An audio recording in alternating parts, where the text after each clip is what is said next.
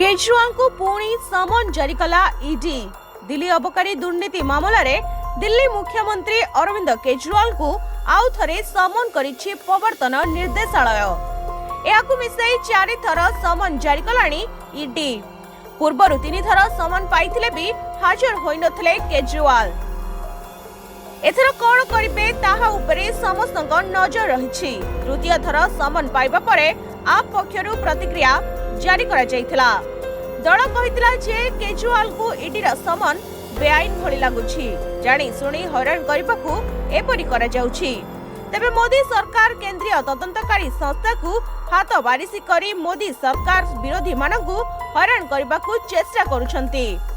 अबकारी दुर्नीति मामला रे आप अडुआरे पड़ी जाइछि। एपरिकी आप रो वरिष्ठ नेता तथा दिल्ली उपमुख्यमंत्री मनीष सिसोदिया एबे भी जेल रे अछंती। पूर्वरु अन्य किछि नेता मध्य जेल जाइछंती।